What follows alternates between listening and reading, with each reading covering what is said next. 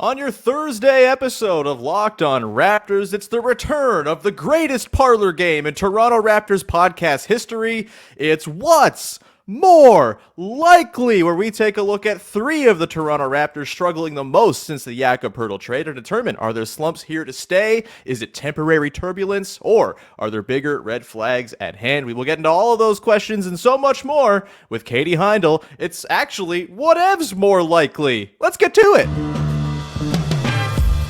You are Locked On Raptors, your daily Toronto Raptors podcast, part of the Locked On Podcast Network, your team every day. Hey, what's going on? Welcome to episode number 1361 of Locked On Raptors for Thursday, March the 16th. I'm your host, Sean Woodley. Been covering the Toronto Raptors now for 9 seasons on various platforms. You can find all of my work over on Twitter at WoodleySean. You can subscribe to the podcast for free on YouTube or wherever else you get your podcasts. It's always appreciated when you go ahead and do that. We had a minor hiccup yesterday. We were at 3,000 subs on the YouTube channel, and then one of you unsubscribed. So now we're one below the 3,000 threshold once again. Wow. Katie shaking her head accurately. Very disappointing stuff to whomever's unsubscribed. I hope they're okay. But please jump on in, support the show, do all that good stuff to help boost that subscriber number and all that good stuff. Today's show is brought to you by our friends over at Ultimate Basketball GM. Ever dreamed of becoming an NBA GM and managing your basketball franchise? Then this game is for you. To download the game, just visit ultimatebasketballgm.com or look it up on the app stores.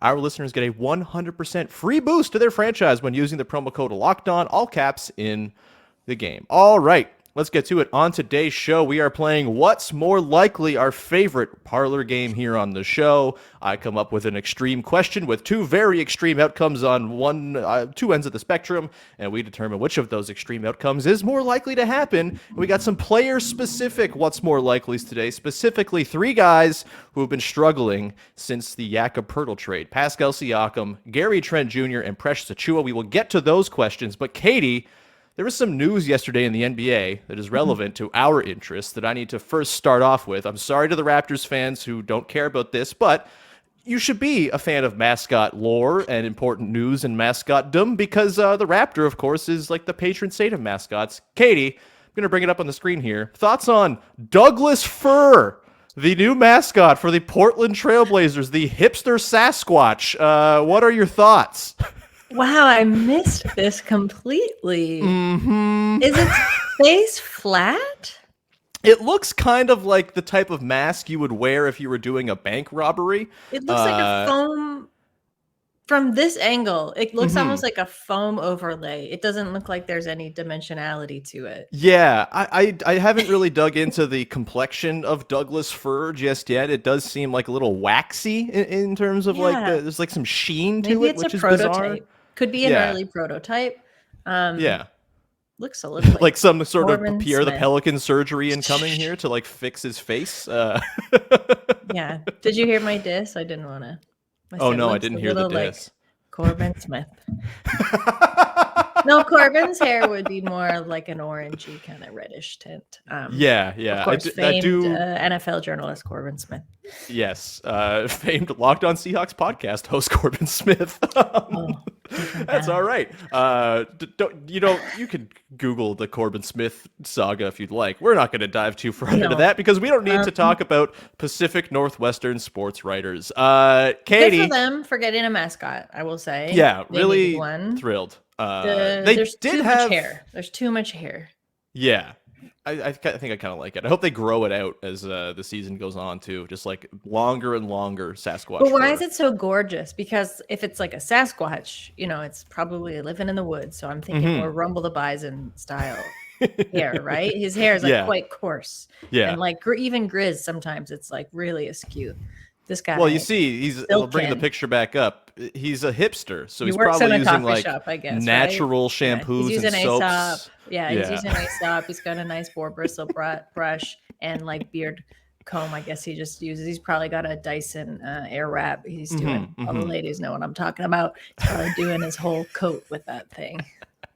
I don't know what I'm talking about. I can't afford one. Let's dive into the basketball talk, shall we? Shout out Douglas Fir. Welcome to the NBA mascot family. I guess Good name. RIP to Blaze the Trail Cat, who was just I kind didn't of a even think worse of version of Blaze. other cat mascots in the NBA. So I don't think we're going to miss Blaze all that much, truthfully. But let's dive Blaze. into the Raptors content, shall we, Katie, before everyone gets mad at us. We're playing What's More Likely, of course.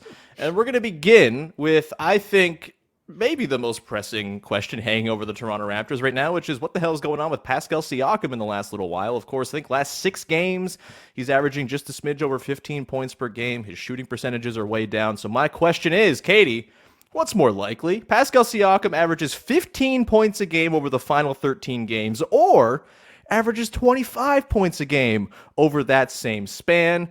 It's probably going to be somewhere in the middle, but that's why we play the game. Katie, what's more likely, 15 points a game for the rest of the year for Pascal, or 25 plus? Because averages are cruel by nature, I'm going to go with 15. We always learn that the hard way, don't we? In school.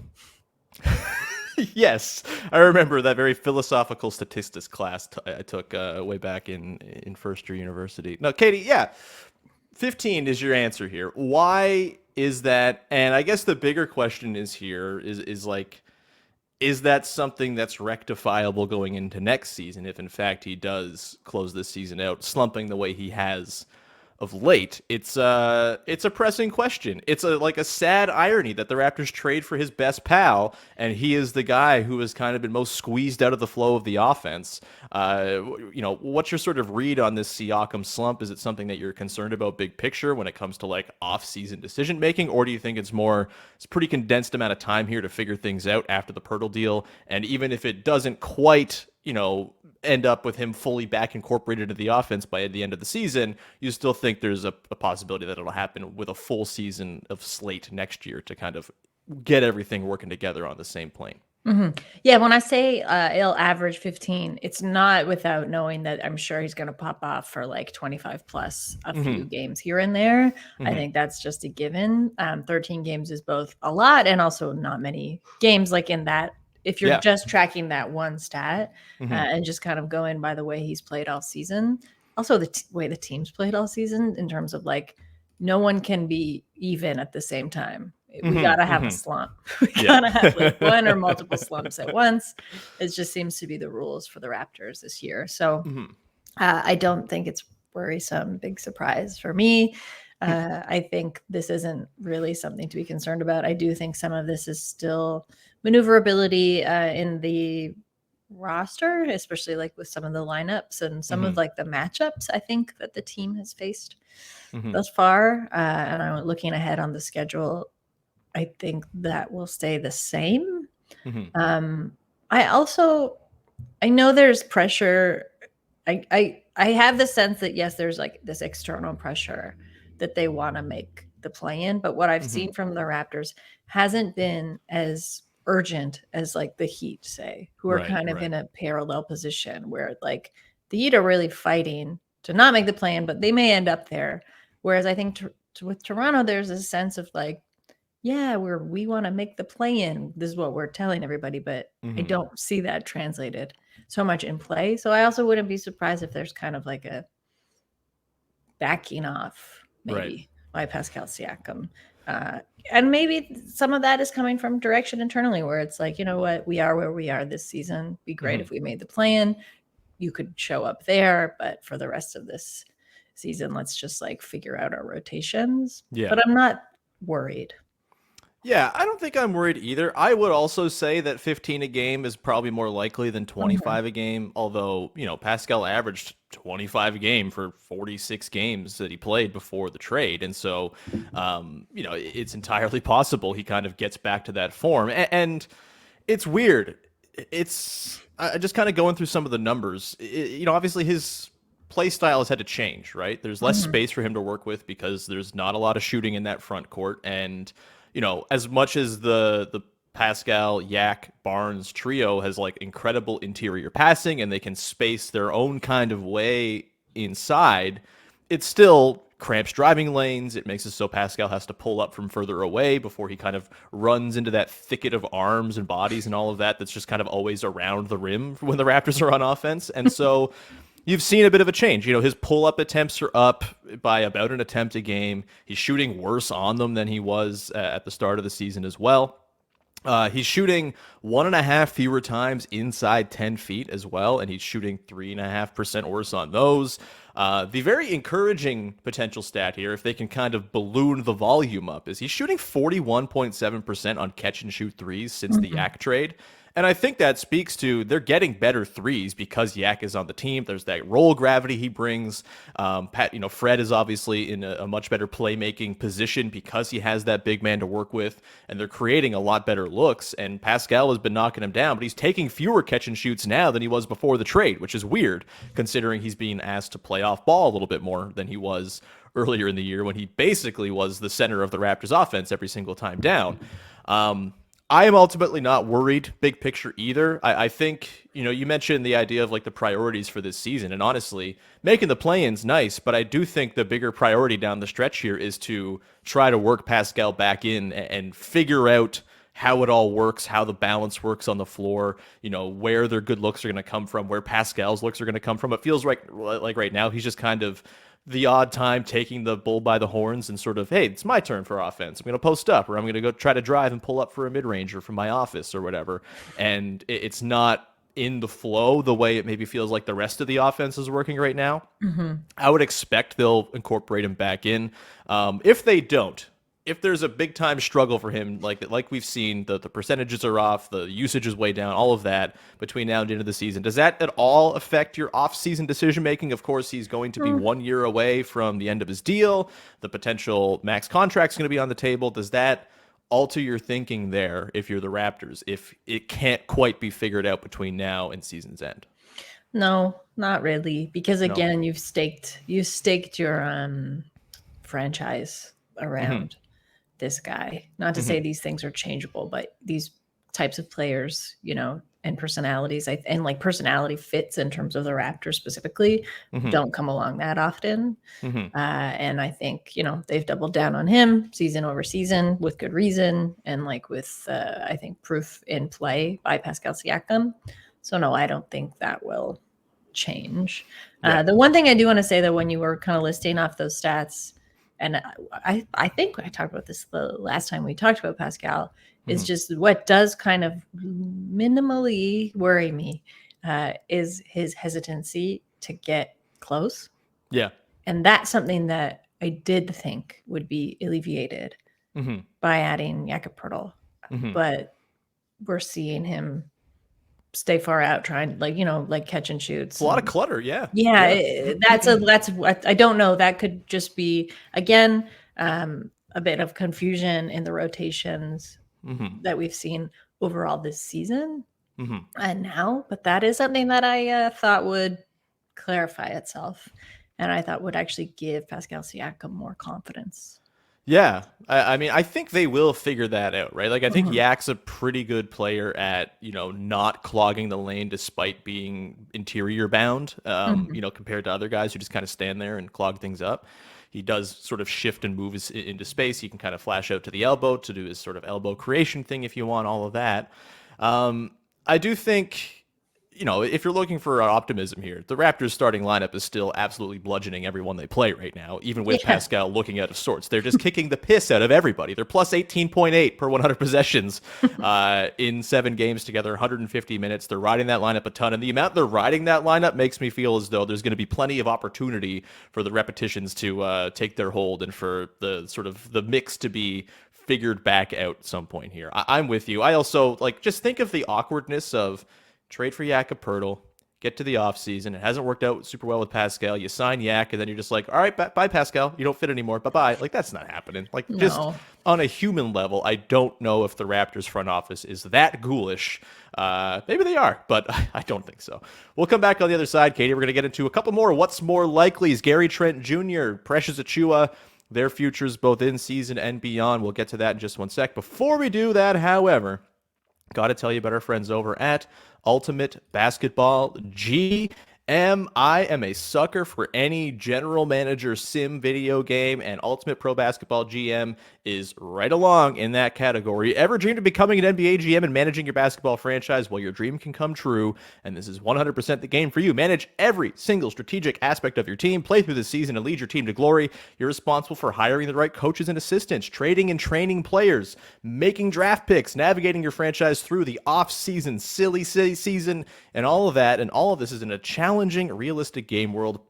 Ultimate Pro Basketball GM is completely free and playable offline. Play on the go as you want and when you want to. And you can also play with your pals. I am in a group right now with the Locked On NBA hosts. I stink. Pat, the designer, our pal from Locked On Bulls, keeps on winning our leagues, but you can do better than I can. Just go and sign up right now. Locked On Raptors listeners get a 100% free boost to their franchise when using the promo code Locked On, all one word, in the game store. So make sure you go to check it out. To download the game, just visit probasketballgm.com. Scan the code you see on the screen. I'm pointing at it correctly now. And look it up on the app stores. That's probasketballgm.com. Ultimate Pro Basketball GM. Start your dynasty today.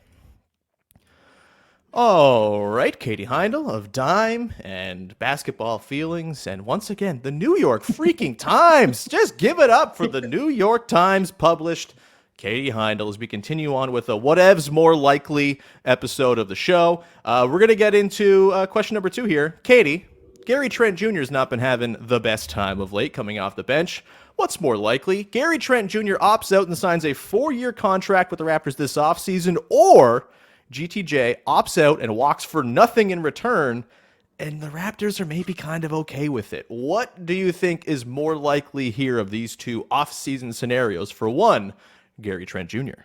I think he gets signed. I think his agent will probably test the waters.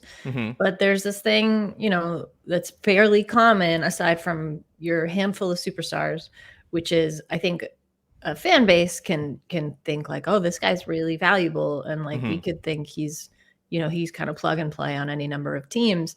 But then when somebody gets out and actually tests the market and they don't have that many offers or like max offers, it suddenly starts to look pretty comfortable, signing with the team that they were just on. And then perhaps like using that contract, which I'm sure will be like the Raptors do, I think, pay people pretty fairly.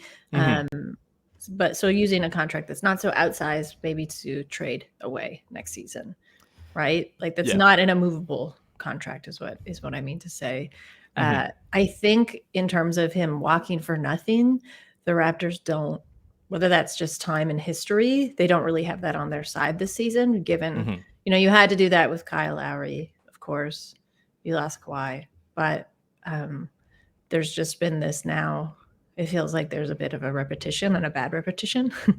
So I think optics wise, they can't really let that happen. Yeah. I'm not the prez. I'm not in charge, but that would be my guess. You've had now like a few summers of no returns. And given what's happened this season, you do have to be aggressive. If someone is going to walk or you're going to cut them loose, you want to try and get something back for that.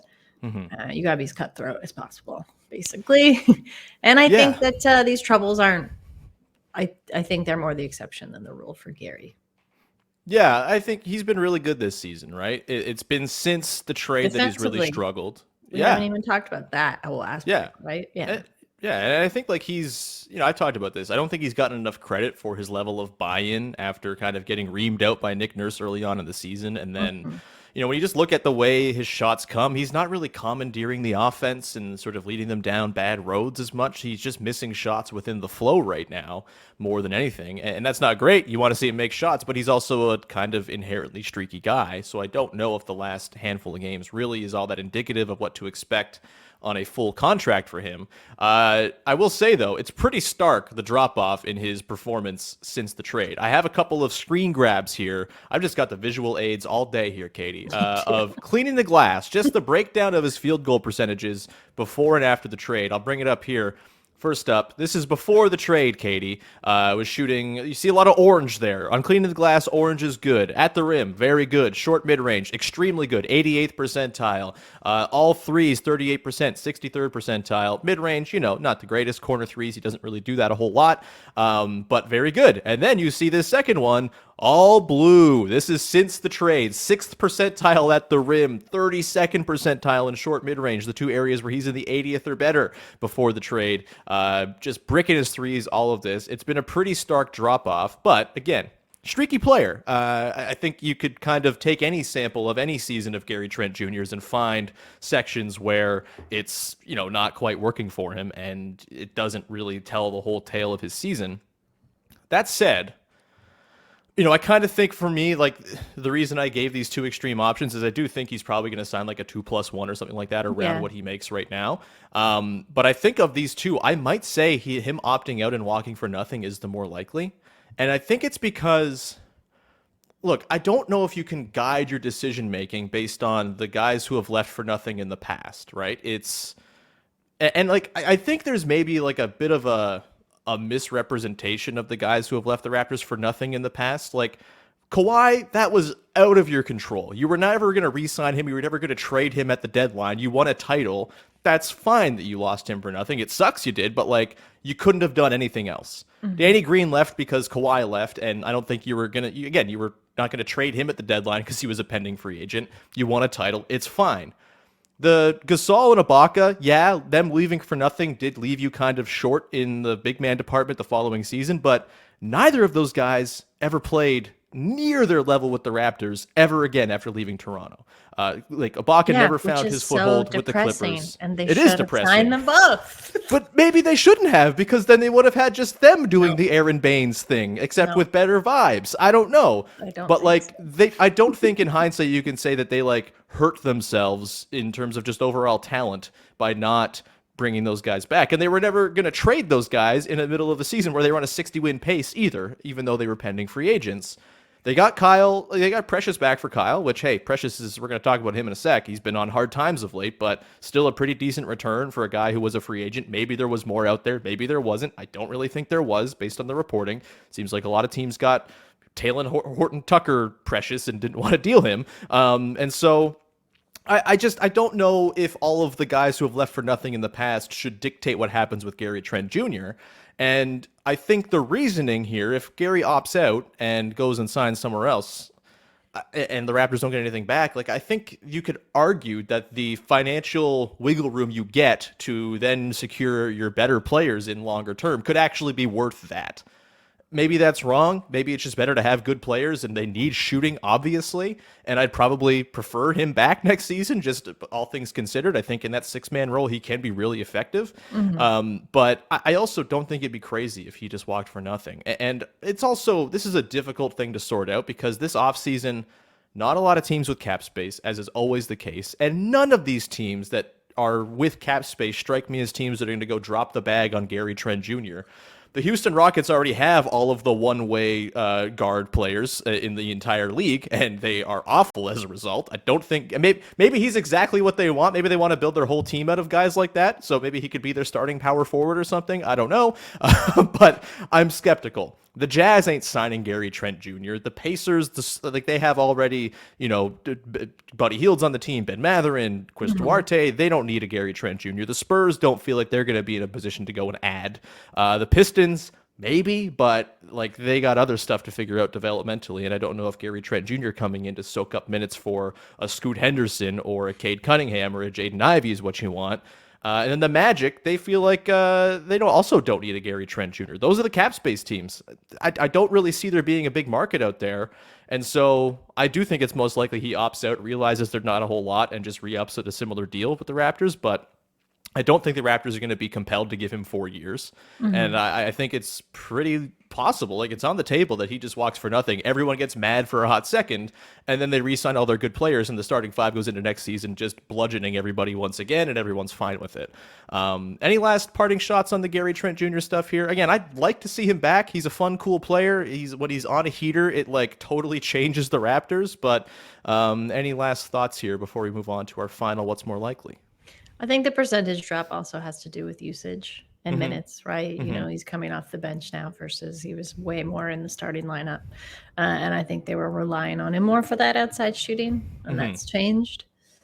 And he's playing with a lot of guys who aren't playing well, too. It should be noted. The Like, those bench guys is are struggling. It's, once again, it's just like a perennial problem, right? Yeah. This bench question mark where every year we're like, now we have one. Oh, no, we don't, I guess. They're only allowed to have 5 good players at once, Katie. Yeah, Someone made some rules. sort of deal with some sort of demon of some kind before the year, and it's only 5 good players. That's all they got. That's the rules. I think the middle option of like a 2-year re-up is probably the most likely.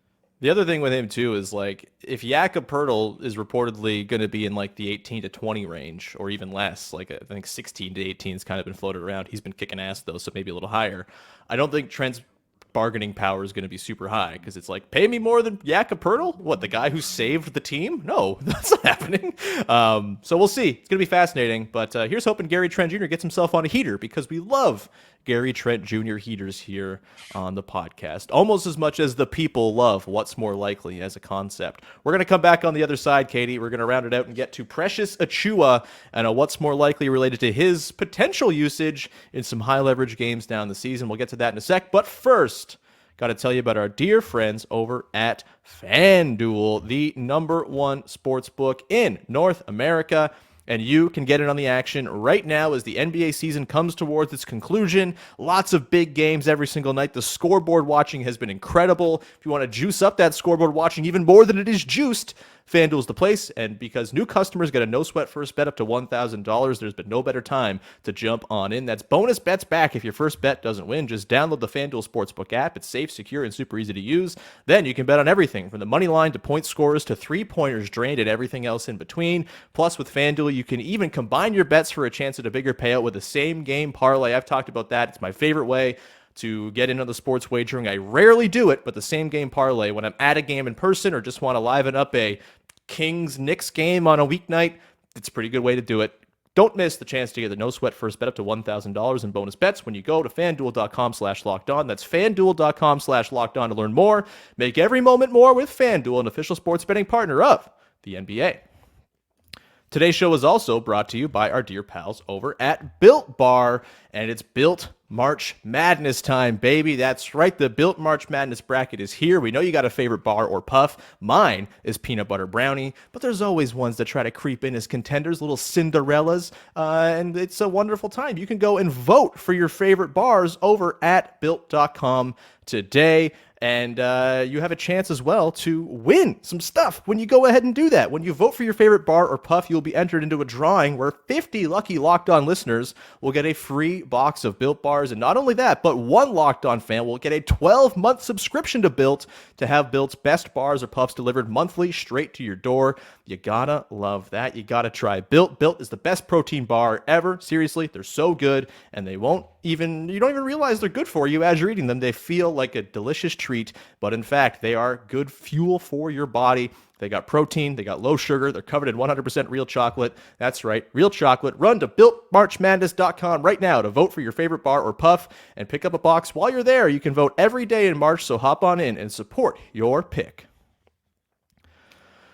All right, rounding things out here on Locked On Raptors, playing What's More Likely with our fave, Katie Heindl. We get to the final What's More Likely scenario today. Katie, what's more likely? Precious Achiuwa, who's been struggling big time, gets 20 minutes of action in a play-in game, or he gets benched and doesn't see any action in a play-in game at all. It's been hard times for Precious. Katie, maybe some thoughts on Precious's recent play from your perspective before providing your answer to this What's More Likely conundrum. I mean, I don't think it's 20, but I don't think it's nothing.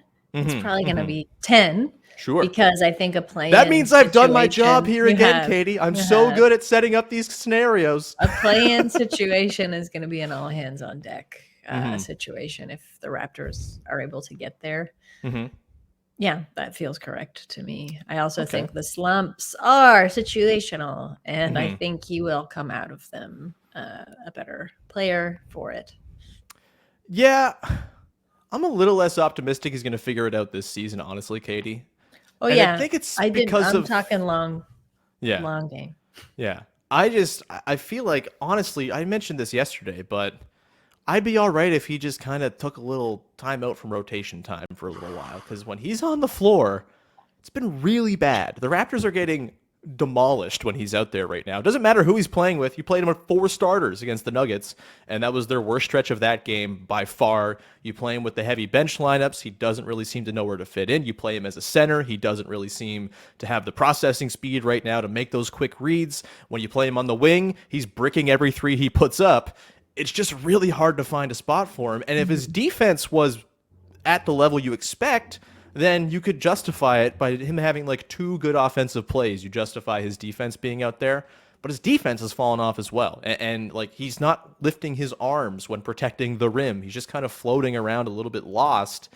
And I don't think this is who he is as a player long term. I think he's in a pretty bad way right now.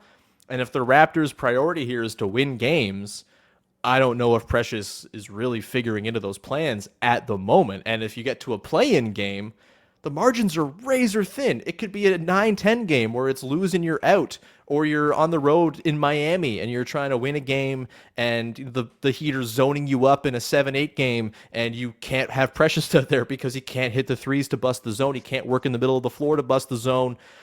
It might be matchup dependent, but I would probably right now err on the side of I don't know how much he's actually going to play in a play-in game, just because when he's on the floor, he's costing them multiple points, and multiple points in a single elimination game can be the difference between going home or getting the right to get your pants beaten off by the Celtics in the first round, which everybody knows is the goal you shoot for. What's your just sort of general read on Precious as a player, as like a member of this core going forward, Katie? I think over the course of the last 2 years, his sort of stock has gone, much like his on-court play in a given game, is very roller coastery and kind of oscillates up and down. I think his sort of status within the future and status as a core piece has also probably kind of had some wild fluctuations up and down. Where are you at right now as far as Precious Achiuwa as like a long-term piece for this Raptors team? Of course, he's coming up. He's extension eligible this offseason. He'll be going into the final year of his rookie deal next year. You could always kick the can down the road. There's, restricted free agency. There's qualifying offers, yada, yada, yada. But just general thoughts, like your Precious stock watch as it relates to his fit with the team long-term. I think he's been lost in the shuffle a little. I will say that is even true of a player like Scotty Barnes. I kind of am looking at this like younger caliber of player. Partially, I think that is front office management. I think there's a disconnect that's flown through the team for much of this season. I think a vet would help. I don't know that it would solve everything at this point. But there's this sense of a disconnect in terms of like who these young guys can look to. Sometimes that's Fred. Sometimes it's Pascal. Sometimes it's pretty clear that those guys are like of a different core, and play a different way and have kind of this different ethos, I think, that Precious, a player like Precious Achiuwa or Scotty Barnes does. I don't mean to make it sound so dire. I think it's natural. One half of the core went through a championship run and many years of playoff success, and the other is still very green and new. And like, I don't think it's even a bad thing necessarily that they're kind of wired differently. It's just you got to sort it out. We talk about buy-in, and I think that does flow both ways, right? Like you do want your players to buy in, but I think there has to be a buy-in from the front office. And again, that's something I felt, this is just observational, but I felt there's a disconnect there too. So again, some of this stuff could be clarified in the offseason. I really have liked, like when you kind of scope back and look at Precious Achiuwa's growth overall since he got to Toronto, it's been great, right? Like it's I think it's been everything you could ask of him. I think it's been more than what was probably expected of him. And I think he's shown that where he's struggled, it's where he's trying to grasp and do all these things that are asked of him and kind of do more. That's sort of the same places he's looked lost, and he's been able to reconcile those to a degree. Again, some of this I think goes back to not necessarily having someone to look to on the floor that can do all of these things, right? There isn't really someone like that on the team right now. So Some of it I think is situational. Some of it is developmental. Some might just be, his skill set as a player at this point. I mean, I'm not willing to say like part with this guy. I don't know if you extend. I think you're pretty apt in terms of like you wait until next season if you don't have to extend right now. Kind of see what develops with the team, what the direction is that this team is going to head in. I'd like to see him do better. I am a Precious Achiuwa fan, Totally, and the times he's really shown up, it's been really great, somewhat fleeting moments, but of like, oh yeah, okay, like he's got it all together, and he's been this kind of like, whether it's off the bench or, in a more comprehensive role, he's been what the team has needed in terms of being a contributor. So I don't know, I think he's a smart, like watchful kind of player, and I do think every team could use more of those, the Raptors certainly. Yeah, I mean, I think the Raptors are probably going to be inclined to want to keep him around just because he fits the ethos they very clearly wanted to build this team with, right? Like he's 6'8", he can defend everybody. He is one of the poster children of Vision 6'9" and all that. At the same time, his limitations, I could see him being like a casualty of the pivot away from Vision 6'9" as they realize other skills are important to have on a basketball team. And maybe it's sort of we could have the whole plane be built out of this guy, but maybe we need to kind of mix things up a little bit and swap some guys in and out to just sort of diversify the skill set. I think they're going to want to give him a long rope. It seems like he's one of their guys and all of that. I don't think he'll get extended this summer. I think they'll probably wait, see what happens next season, particularly with the three-point shot, because if you're going to go forward with a team of Scotty Barnes, Pascal Siakam, Jakob Poeltl as your starting front court, you got to be very careful about who you're bringing in off the bench, and do they offer some semblance of shooting? And if Precious Achiuwa is a 25% three-point shooter and not a 35, 36% three-point shooter, that becomes really tricky to negotiate. And so I think we'll wait. I would say, a year at the end of last season, I thought he was firmly like, yes, he is part of the core, no doubt 100%. And now, you know how sometimes in like a movie where there's time travel and like they mess up something in the past and then the photos of the future, the people start to fade from them slowly? If I'm thinking about like a 2027 Raptors team photo, Precious is still in there, but like he may be fading just a tiny little bit. We got to see what's going to happen here to get him back to the future style, into the photo and all of that. But that seems like a dumb analogy to leave this off on. Katie, anything you would like to promote for the good people out there? I have something I wrote about the Denver Nuggets and their apparent quote unquote slump. It's not a slump. It's really hard for a team that's good to go through like a very dire slump, but that will be, I think, up later today. They have senioritis, I think. Gaming Society. They have like it's March-oritis. They've been in first place since December-oritis. But I wrote about what they can actually learn from the desperate teams that are beating them, because the desperate teams have much more to gain in winning than the Nuggets do in losing. So that you can find that at Gaming Society. You can also subscribe to Basketball Feelings. I had Jasmine Wimbish of CBS Sports on the podcast in the most recent episode. She's really cool. We talked about the Jason Kidd second-year experience. Shout out to our pal Nick Angstadt, who's getting all caught up in Jason Kidd's bad coaching nonsense. Could always be worse, Raptors fans, right? Man, just anytime you're like looking at Nick Nurse and you're like, this guy drives me crazy. I can't stand this guy anymore. What's he doing with these rotations? Just think, your coach could be Jason Kidd. And you could also have the players that the Mavericks have on their roster as well. Or one specific player. We'll leave it there. Anyway, thanks so much for tuning in. We'll be back again tomorrow with Big V as we're going to break down Raptors Thunder. Hopefully the Thunder aren't giant cowards and play Shai Gilgeous-Alexander as opposed to sitting him out like it seems like they're maybe trying to do, even though they're in a play-in spot.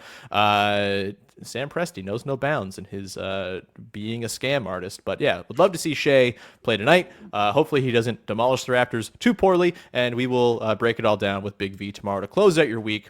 Thank you for making us your first listen of the day. Go make your second listen of the day. Locked On Leafs. Buds lost to the Avalanche last night in a potential Stanley Cup final preview, which assumes the Maple Leafs get through one round of the playoffs, or three out of 3 rounds of the playoffs, let alone one, which is perhaps dubious. But Mike and Dave will have the latest on their chances of doing such things on Locked On Leafs every single day, so go check them out. Please subscribe to the podcast on YouTube and wherever else you get your podcasts for free, so you never miss the next episode when it drops. And we will talk to you again on Friday. Have a wonderful day, everybody. Shout out Douglas Fir. Bye-bye.